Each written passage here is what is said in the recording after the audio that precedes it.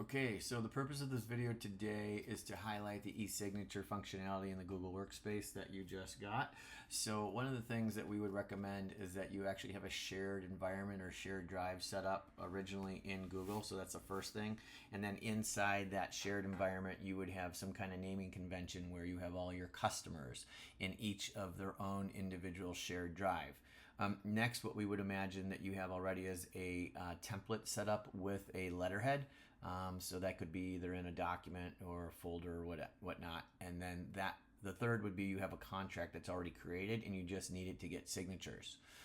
Those are things that you would need to be prepped for in order to get this set up properly.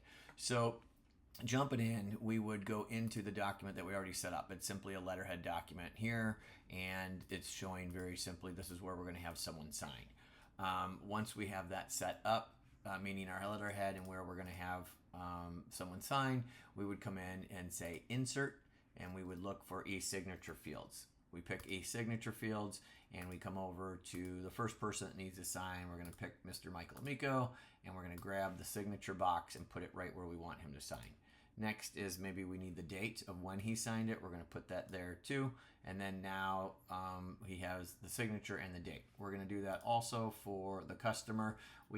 It's just frequently, it's just predicting who we would want to sign this. So it just so happens that Chris is who we actually want to have sign it. But I'll show you, if you needed to add other people, you would say add a signature, and you could put whoever they want there. And that would be the third or fourth or fifth person. We're just going to use Chris in this scenario. Poor Chris, because I send him all kinds of stuff all day long. So for this scenario, he's going to be our customer. We're going to pick Chris Parker. We're going to grab the signature. We're going to drop it there.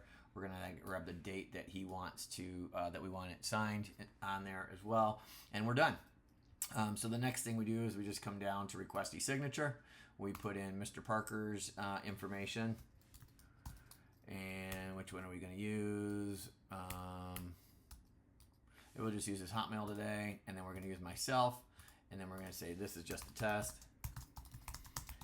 And then this was going to send it to me, and then it's going to send it to him for signature. So we could put on automatic reminders, and then, if you don't want the reminders on, that's fine. You could leave it off. You'll notice this little box right here at the bottom.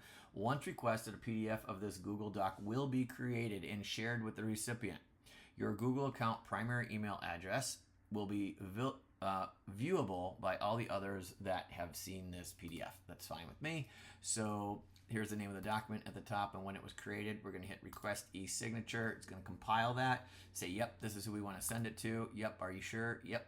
We're going to create that. It's telling us where you can find it. We're going to hit OK, and then that is off. I like to hit refresh because that's just me living in the cloud. If we come back over here, we should be able to see a new eSignature pop up, and you will notice in this email, request eSignature, there's a non-reply on here, so the person would have to come in here and hit sign.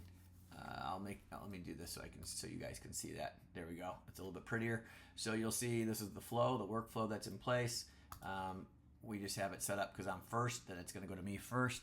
So that's why we're going to hit sign, put my full name in and my initials, and we're going to hit adopt and sign. And then now we are done. It's going to go over to Mr. Parker, and he will be able to sign it. He can also reject it or view details if necessary. Same as me. I'm going to hit mark complete. Yes, I've read everything here for the terms of service. I'm going to agree and continue, close the window. Once he has signed it and it's completed, this entire document is locked. It's made into a PDF, and it is sent out as a link and to where you had shared it from. So if you shared it in the Chris Parker folder, then it would be magically completed in there with a PDF. Super helpful. All kinds of workflow happen in there without any programming.